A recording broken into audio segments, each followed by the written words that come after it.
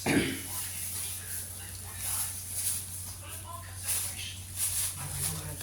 na naman kami na laing. Gusto mo? Ano? Del?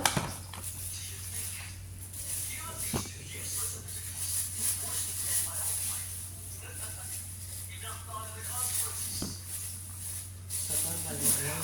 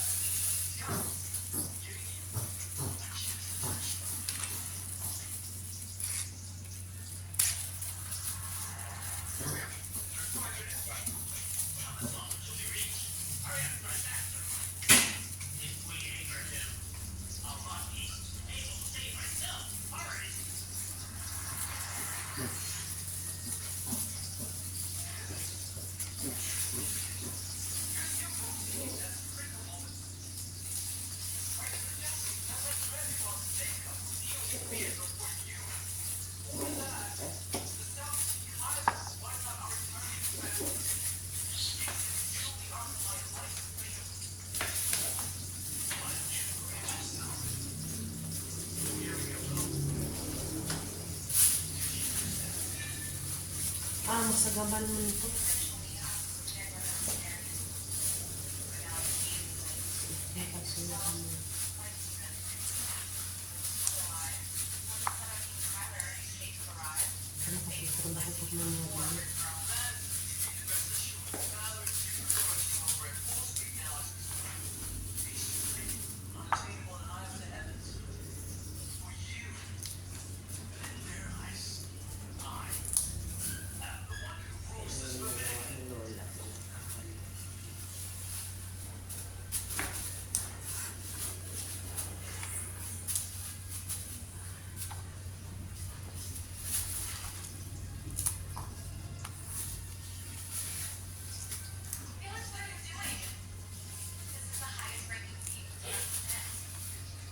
Sarap itong laing pagka may maanghang.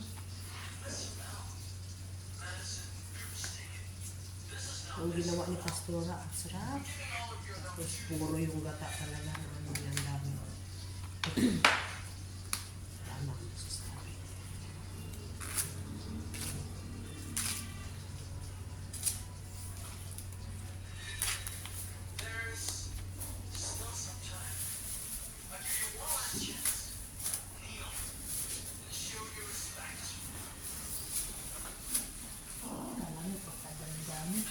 Naluto na ito pa. Pag naluto na ito, kakapirang. Piranggot na yan. Oy! Kayong dalawa, manahimik kayo dyan. Tumabi kayo dyan sa ginagawa ko. At ako'y, may ginagawa dito. Bogs? Miro? Coco? Lumayo-layo kayo dyan sa ginagawa ko, ha?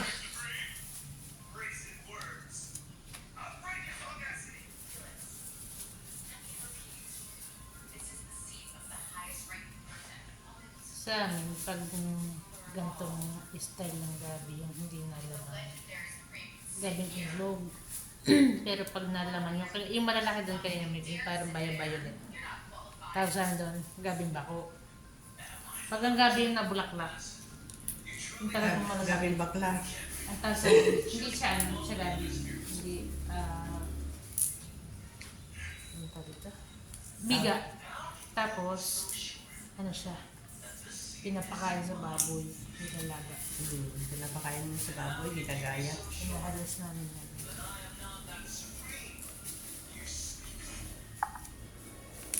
Itong gantong gabi, ang laman yan ito. Yan, ang laman. Dito kagaya ng ibang gabi na naglalaman. Pero yung naglalaman naman kasi naluluto din. Pag gusto namin maglaing, tapos walang gabing ilog. Gabing bako. Kasi pag may laman, sasama na rin namin. Sarap naman. Ang ayaw ko rin sa lahat yung laing tinutuyo. Pero Pero kasi, kung mag-ano ng dahon, hindi ko alam. meron kasi naglaan nito. Nagtutuyo ng ayaw ko. Eh, nagkakaroon ng ibang lasa. Yung parang laya na ano ng dahon. Ayaw ko. Ibang lasa ng sariwa. Tapos parang mapait na tuloy siya. Ayaw ko. Pag may naglalay ng ganito, lalo binibenta at binilad, hindi ako nabili. Nakain din natin kasi iba yung fresh nito. Yes,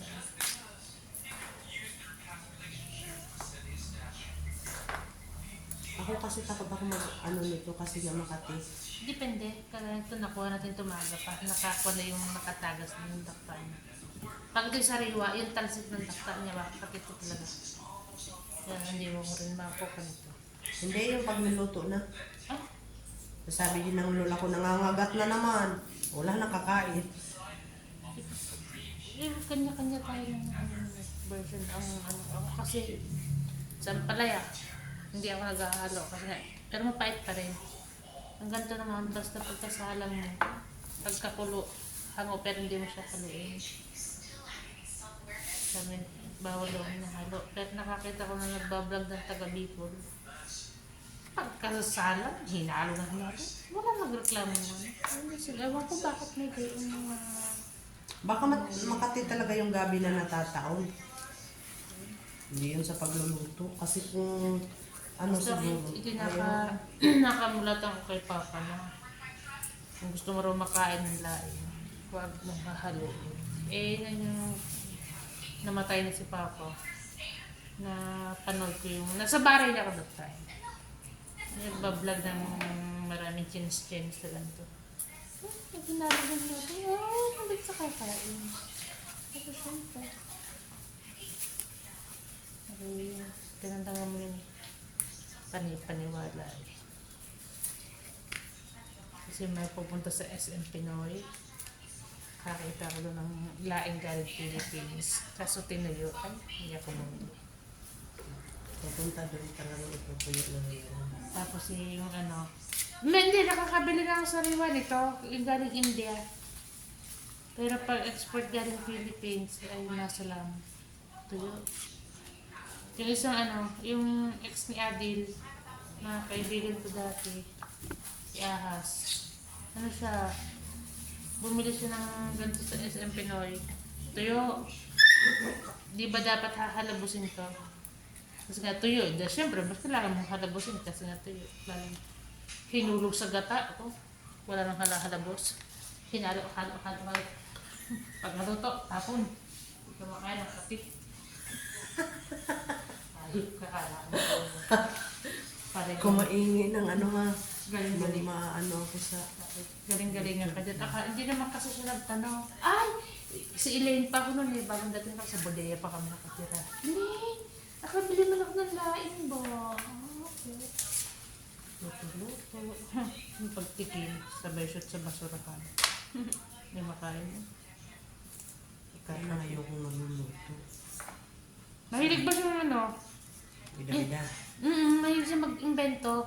Tapos yung style na, yung, di ba may mga marinated ng Arabic na kulay green dyan, ng mint leaves, yung mga blend-blend, yung mga Arabic food.